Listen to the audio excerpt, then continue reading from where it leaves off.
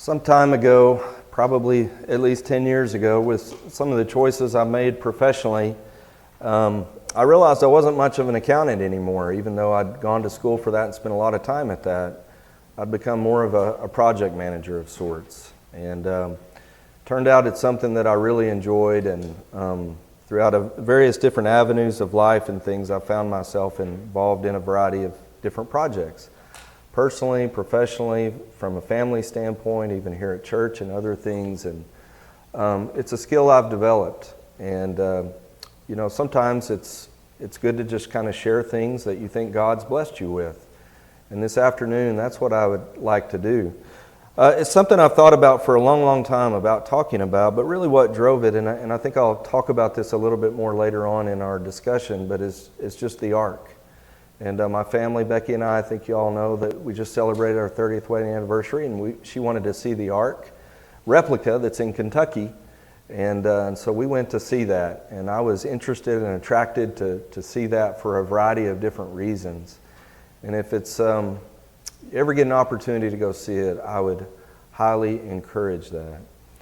But when I look at that and I think about that at times, I see someone who achieved a lot, Noah, in doing that.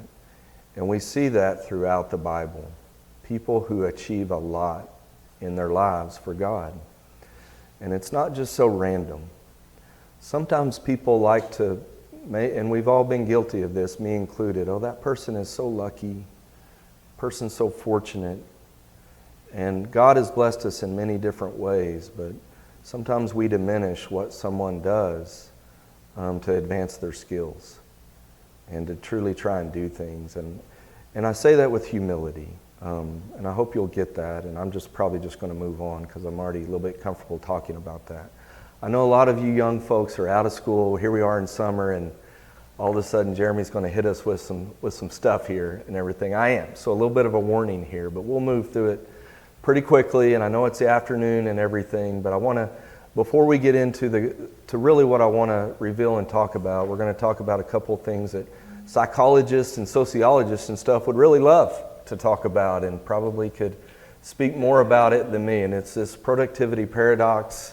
It's also our working memory, and those are a couple of terms maybe you haven't thought about or familiar with, but they're part of our everyday lives in many ways, and I think even more so relevant today. And so I want to provide a little bit of context around how God created our minds and how God helps us navigate culture that is always changing.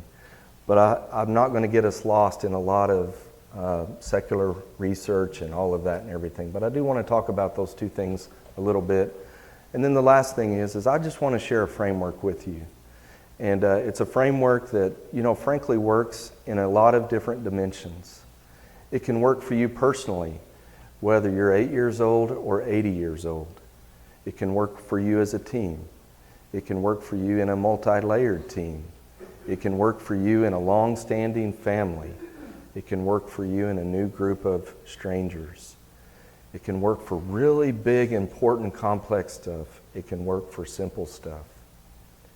And that's the beauty of when you find something in the Bible is it works for everything. And so we'll get into that a little bit. So John Wooden, he's a very successful basketball coach, won a lot of champions, one of the great project managers of modern times. Project manager, I thought he was a basketball coach.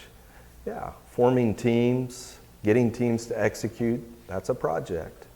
And he was really good at it. And he had a great saying, don't mistake activity for achievement. And sometimes when we think about our lives today, I think if you were to ask someone, how you doing? How's it going? A really, really common answer is, I'm busy. It's all good. At work, you get that answer a lot, especially if you're the boss. Employees want to be able to say that. Yeah, I'm busy. Don't give me anything else and stuff. And so we're busy, but yet perhaps we're not achieving as much as we would like to achieve or want to achieve. You want to know why I think that? Is because we always feel like we're behind. And have you ever wondered, like with Noah, did he ever feel behind? building that for 75, 100 years, however long it took, and things and everything. Was he interested in activity, or was he interested in achievement? And so we have all this technology around us and things that talk about how we have so many tools around us that are making us what seems like the capacity to do more than we've ever done. And in fact, we're busier than we've ever been, but perhaps we're not able to achieve what we would like to be achieving. And then that leads to kind of some serious consequences when you see them up here. There has been some studies from Stanford, Harvard Business Review, the American Psychological Association, and they all found that performance dropped at least 30% when individuals faced cognitive overload. And what I mean by that means your brain's just kind of getting exposed to more than it can handle. And it's really wearing you down. And I don't know if you've ever had a chance to sit through a bilingual worship service. If you haven't, I hope you will someday. If you see an opportunity to do that, then do that. And it's probably different if you were Matilda and you could speak both languages, if it were a Spanish and an English-speaking bilingual service. But for me, I only speak one language, English. And at the end of those services, I am exhausted. I'm exhausted. And it's because these studies have figured out that my brain is constantly switching from turning on English to ignoring Spanish, to turning on English to ignoring Spanish. That's basically what's happening nonstop in that service, and it's exhausting. And so my ability to feel like I got something out of that service diminishes a lot, just simply because I'm doing all of that switching. Well, these studies show that if you're trying to manage more than 3 or 4 tasks concurrently, if you're trying to frequently switch back and forth, they can have these effects of struggled with mental well-being, mental health, even group performance. Some of the results involve more mistakes. Spiritually, if we're trying to do too much, those mistakes can become sins. We have inconsistent output. That's a frustration for you and me. I disappoint you because I've got too many things going on right at this moment. And that frustrates you, and then it frustrates me later that I let that happen. And it leads to struggles in group performance or even my own mental well-being. And then we find ourselves less focused on really important details. Like, I'm sorry, I can't remember your name. And as delicately as I can say this, that's because you haven't focused on it when you say that. And we're going to touch on that here in a minute. But part of the reason we struggle to remember people's names so much today is because we've got too much going on at one time. And I would probably argue that 1,000 years ago, 2,000 years ago, it might not have been quite like it is today. And so, as I said up there on the top of that slide, this is as old as Moses. Remember, he's out ruling over all the people, and his father-in-law comes, and he sees all this going on, and he's like, dude, you're worn out. And not only that, all these people around you are worn out. This isn't good. This isn't sustainable. And he tells him, that is not good. So think about that. Moses is out here just working his tail off for God, doing all he can, trying to serve all of these people. And his father-in-law, in the divine scriptures, it's recorded for our learning, says, that is not good. All of this effort you're doing is activity, but not necessarily godly achievement. He says, both you and these people who are with you will surely wear yourselves out. So that's a little bit about the productivity paradox we find ourselves in today. We have so many resources around us. We can do more than we've ever done. And yet we feel somewhat dissatisfied. And as I'm pointing out, maybe it's because we've got a little bit of an overload in what is called our working memory. So I've learned in our brain, we have all these different functions, these different types of memory that work. Short-term memory, long-term memory, you've heard about that. There's, I think, perspective memory. It's kind of your to-do list. Something triggers you tomorrow that you're supposed to do these things. And so, well, I want to talk here a little bit about working memory. And this is a wonderful part of God's design of our brains.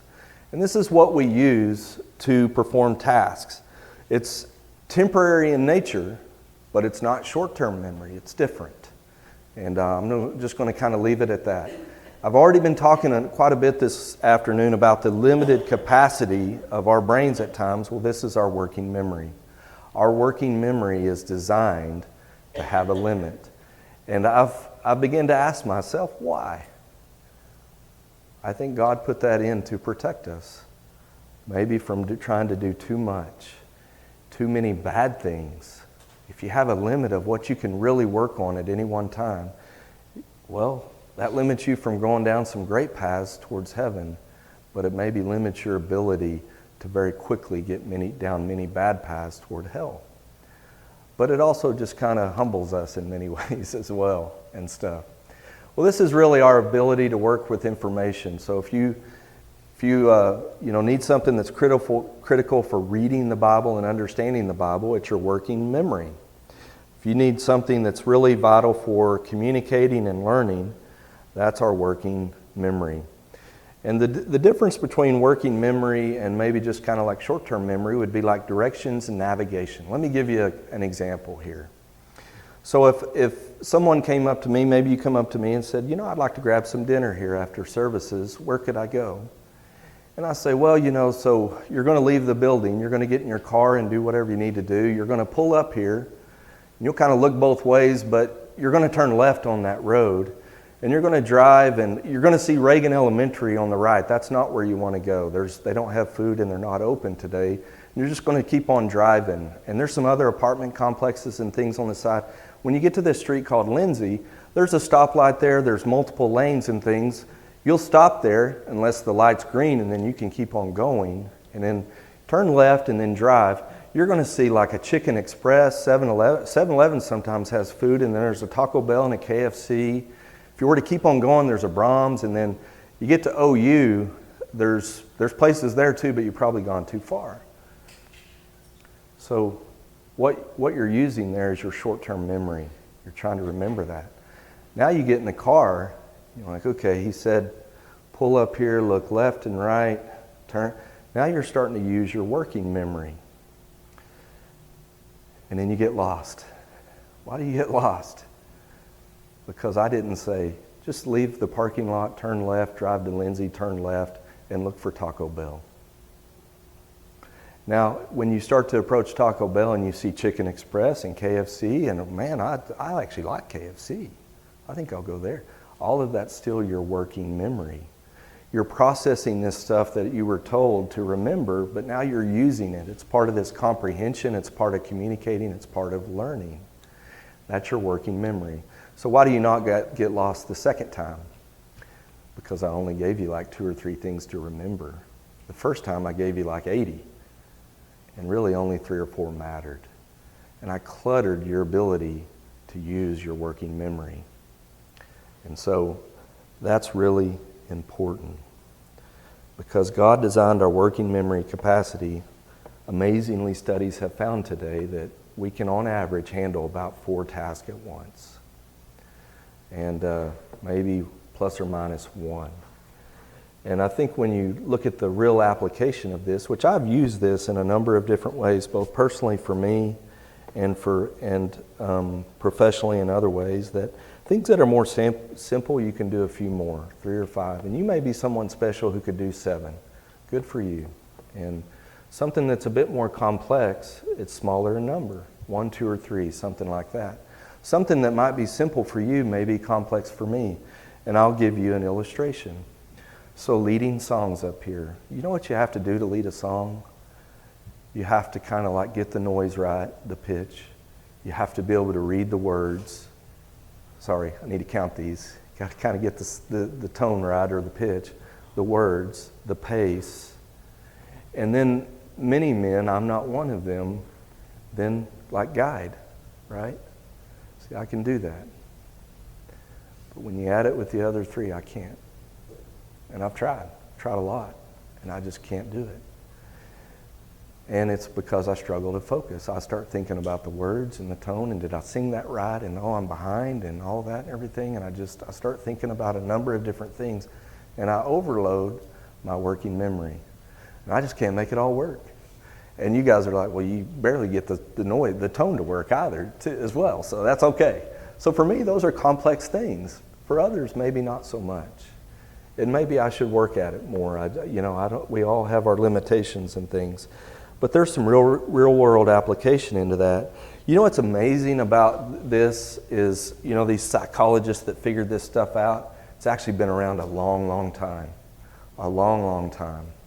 When you look at when everything was ever created, there was 3 days when things were formed. There were 3 more days when those formations were filled and organized. When you look at Old Testament worship, there were 3 big events that they had to look forward to and plan every year, these feasts. The Feast of Unleavened Bread, the Feast of Weeks, the Feast of the Tabernacles.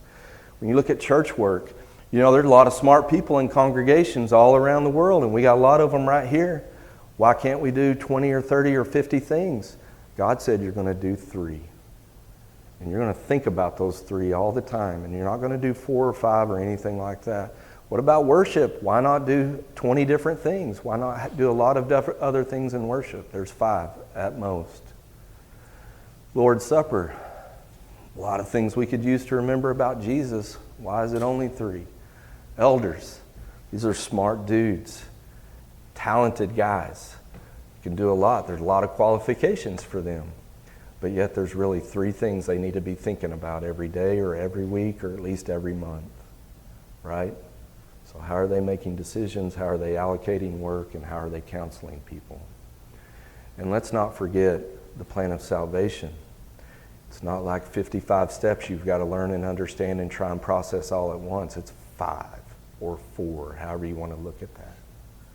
So God's design here is amazing. And the reason I believe he lays all this out, because it fits with the way he made our brain. For better or for worse, like when I see success and failure, some people just see success and failure. For me, I always try to answer the question, why? Maybe not always, but often. I'm just curious that way. So when something really works out, like, why did that work out? When something didn't work out, why did that happen that way? What can I learn from that and things? And, there was a tool that came about, and this is the last bit of context here that I'm going to share and things. And there was this man, I don't know how to pronounce his name, but he founded Patagonia. You might have some of Patagonia's clothes or equipments or things like that that you wear and everything. And he built this, he founded this company, and he had a problem. It got really big. It was really successful. He loved the outdoors, surfing, hiking, all that stuff and everything else. He had this company he had to run. He's like, how do I get out here and play and then run this company? And he came up with this 515 report. And this was a tool that the entire company used. And so the idea is you're going to take no more than 5 minutes to prepare this. And then those who are going to review it or tasked with reviewing it are going to spend no more than 15 minutes reviewing and responding to it. And it repeated on up and up and up until he got a report from each of his direct reports. So once a week, I think he had 5 guys. He spent 75 minutes on the company. 15 minutes on each report. I was like, man, Patagonia has been pretty successful, and I'm in meetings after meeting after meeting and things. And this is something I came across maybe 10 or 15 years ago. I was like, why did this work? Don't mistake activity for achievement. Maybe don't try and do too much. Each of these reports had like 4 things to focus on. They're not the 4 that we're going to talk about. It's something different. But what I learned is, when I was studying this, is that this really isn't all that new. To have a framework to manage performance, both at an individual level and at a group level. It actually has existed for a long time.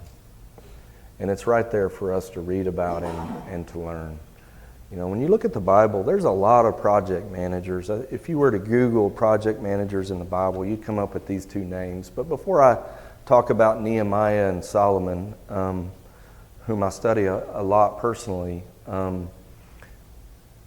Noah was a pretty good project manager. The reason his name never comes up is we just don't really know too much about how he did all that stuff by himself. And Jacob, my son Jacob and I, we were talking about that. How in the world did he get all this done? Did his sons help him? We don't even know. Did he take a day off occasionally?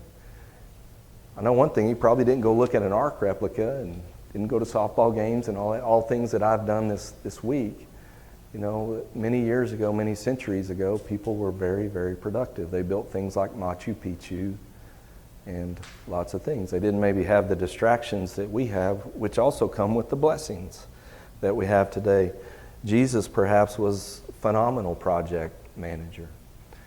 He's the best at putting people together and teams together and seeing the potential in people that are often overlooked. And there's a lot that can be studied about that. And we do a lot of those kinds of studies and presentations, but really pretty phenomenal. But I'll just kind of talk about these two guys here today, and really mostly for Solomon. Nehemiah, you can go read that entire book, and it's a book about managing projects. And you'll learn about planning, you'll learn about delegation, you'll learn about dealing with resistance, you'll learn about the value of encouragement and with people. You'll find the importance of having standards and holding people to those standards. And you'll read about failures and how you can learn and grow from failures. You'll learn about the need to have a plan and then a plan that can change. Those are course corrections, maybe you might call those. And you'll even learn, as I've presented in a study one time, the importance of celebrating success. And you'll find all of that in Nehemiah. And I think all of that is in there for our benefit and our learning. That when we're trying to do something important for God, when we're trying to achieve something, we can maybe just kind of do it. Or maybe there's methods and techniques and tactics we can use to help ensure that we do it and we get the most out of it. Solomon's known for building the temple. So you look through this list, did you realize he did all these other things? Not him primarily, but working with people and stuff. So he built the temple, he built the palace. Most people think about that. He also, as he was building the kingdom and developing the kingdom, he had these cities that he needed to fortify because they needed to be places of protection. And he was very thoughtful and organized of that. And sometimes you have to have those fortifications. And and like even here at times, we want to be inviting, but we need to make sure we've got things fortified, right? And our kids are safe and all of that. He built these networks of roads and cities and trade routes because he knew he would need certain resources and things, and he needed to build all of that. He had a port that he built, agriculture and water management. You can read about that. Did you know that Solomon might have built the first zoo? What you find over there in 1 Kings chapter 10 is he had some kind of affinity for apes and baboons that came back on the ships. We don't really know what the reason was for all of that. Some people speculate that it just was a sign of wealth or whatever. But anyway, he built a lot. Where you go to Nehemiah to learn a lot about how he managed that project. For Solomon, you go to Proverbs. So when I started off, the title of this was Proverbial Performance. And so I want to share with you a number of Proverbs that I think mean a lot to me. They mean a lot to me when I think about doing work for God. And that work sometimes is very clearly work for God. Like within these walls, working with each of you, working for each of you, that is very clearly working for God. But we're also told that everything we do is for the glory of God. And so I want to be able to do whatever it is that I'm doing, whatever blessings He's given me, whatever the talents are that I've been provided, the abilities and the resources, I want to make sure I use those for the most for God. And I think you're the same way. I think we all are that way. Well, he's got a couple of really big verses here. And he says here, first of all, the importance of just big picture planning. You've got to have a vision. And the modern day King James Version says there at the bottom, if there's not a vision, the people will perish. The vision for Jesus was you got to get to heaven. And here's the path to heaven, and I want everyone to get there to heaven. And if you don't, you're going to perish. Well, Solomon is kind of saying the same thing. In all walks of life, if people don't really know, why are we doing this? How can we do this? He says here, they're going to get frustrated. They're going to die. Get mentally exhausted, whatever it may be, or potentially be on the wrong path. But he also says here that really there's a difference between those who are diligent and those who are foolish. In Proverbs 21 and verse 5, it says here, these plans will lead to plenty. And the plenty scares us sometimes. I work with a guy who, he likes to tell a story about a boss he had one time. He was never scared when the boss told him no. When he was presenting something, trying to get some resources for something or whatever. When he got scared was when he said yes. Because he knew success was going to lead to more responsibility. You might want 100 and the guy says yes, how do you make it 1,000? That's what he was afraid of. And so sometimes the idea of a verse like Proverbs 21:5 kind of scares us a little bit. How could I really do that? How could I succeed at that? And it's just little by little. This is the framework in my mind. 4 P's. I hope you'll kind of appreciate the alliteration here a little bit. So priorities can be goals, can be kind of broad objectives, can be targets, measures, whatever. But priorities. And then problems. Not everything's a problem. Sometimes it's a challenge, a roadblock, hurdle, a delay, whatever. But appreciate the alliteration here. I get it. This isn't everyone's thing. And I try to make this as simple as possible for my own benefit. And really, I'd like it to be something that anyone can kind of remember. If something's not memorable, it's hard for you to implement it.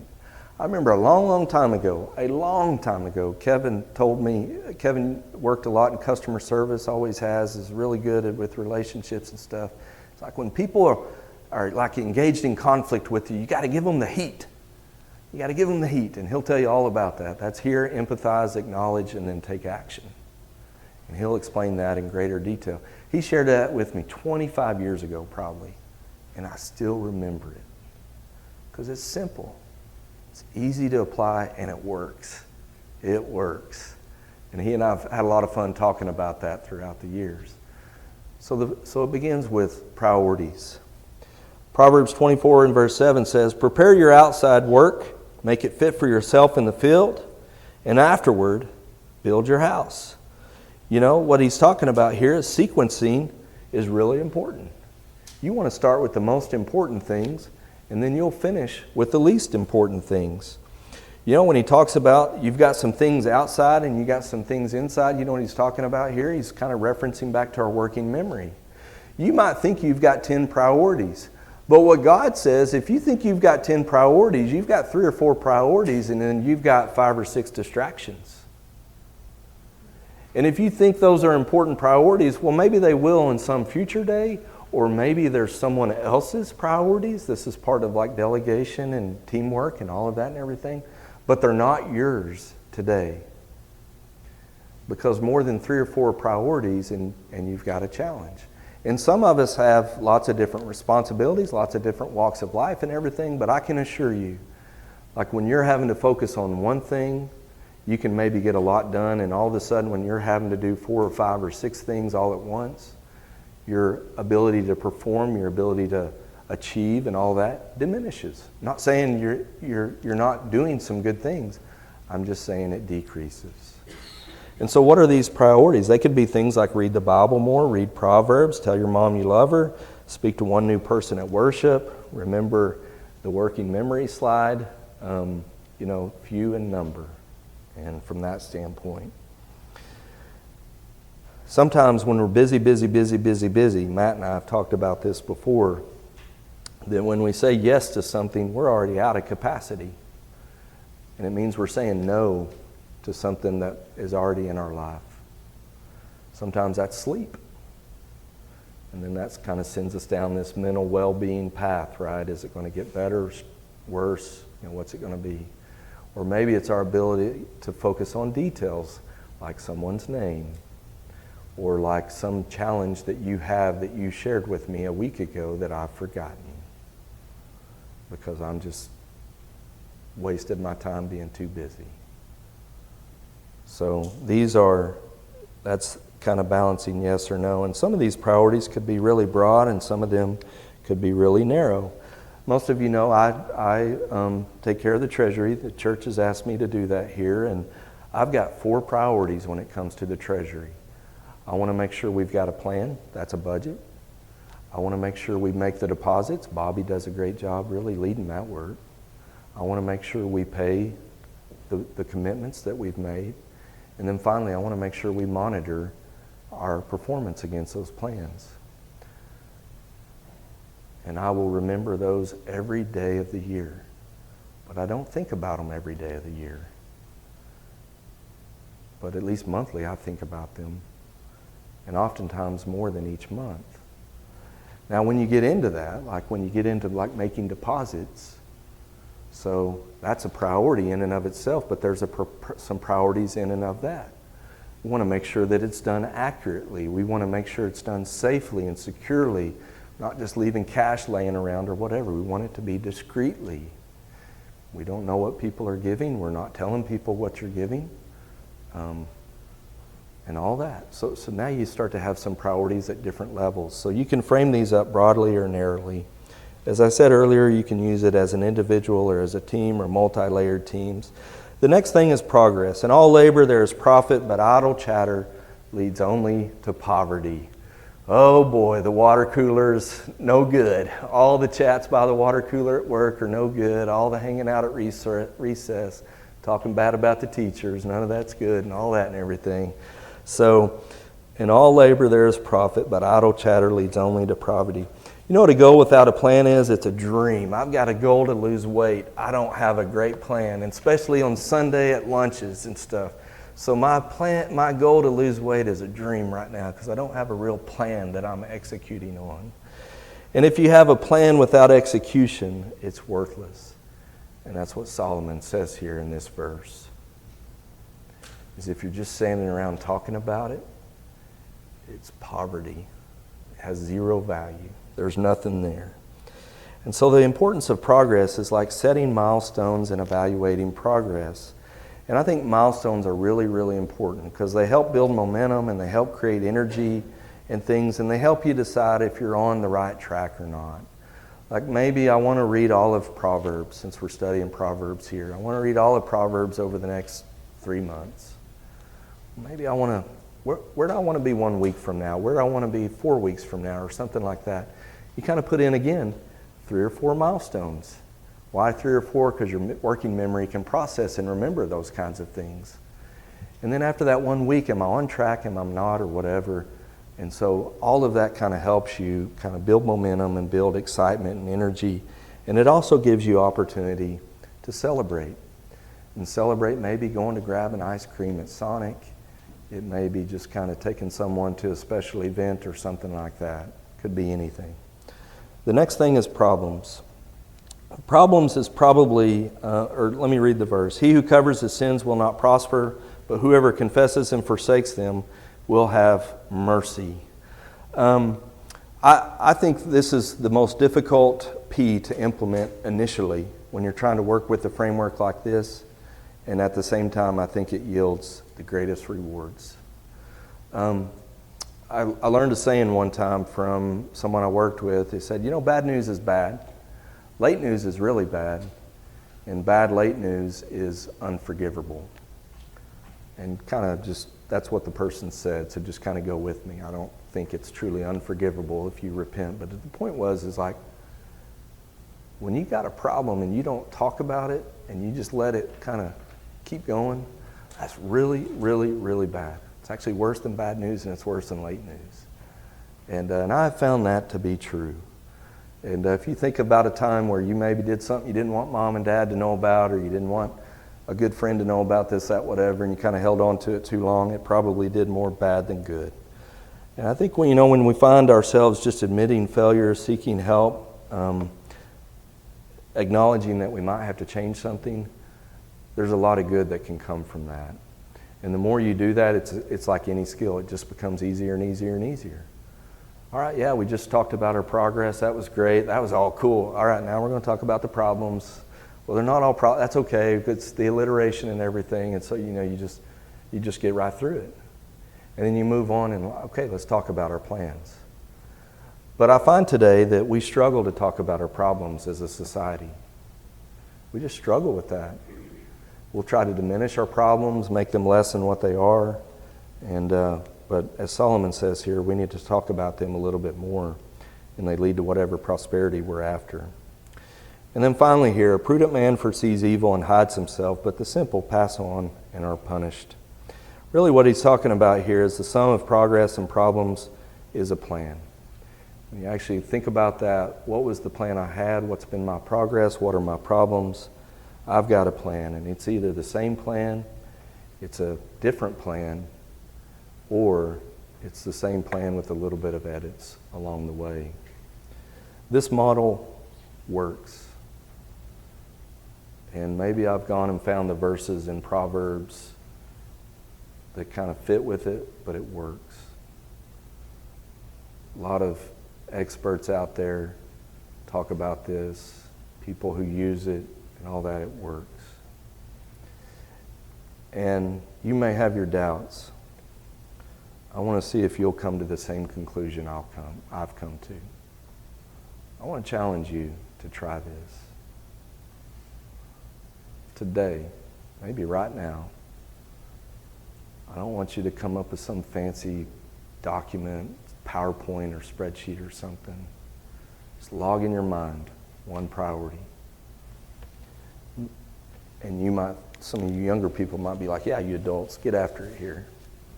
If you've understood anything I've said, your priority could be, I'm gonna hug mom and tell her I love her every day. I'm gonna sit down and ask my dad a question about the Bible every day. I'm gonna send someone a text, an emoji, whatever, that just I think might put a smile on their face. I'm just gonna do that. Doesn't have to be I'm gonna be president of the United States next year. Anything, it could be easy. Easy. Start easy. Build some momentum. And each day, when you wake up and you lay down, you think about that priority. And what did I do? And I did not read today, and that was my goal. And this is the only one. So you can't hide from this. You can't go chase other things because you're not going to tell people about it. This is all between you and God. And then I want you to think about, like, if you're not making progress on that goal, why? Think about those problems. And then next week, reflect on the week. And then recommit to your plan or revise your plan. And then repeat 2 weeks for the second week. And then after that, maybe consider talking with someone about it. Sharing your experience. I think if you can commit to one thing, and for me it might be just like, dude, eat less over the next 2 weeks. And sometimes these worldly things can help us with the spiritual things. And see what you think about it. And some of these little things can make a big, big impact. Well, that was longer than I anticipated. Thank you very much for your kind attention and patience. If you stand ready to be baptized, we stand ready to help you. If you need the prayers of the church, we stand ready to help you as well. We invite you to stand while we sing this song.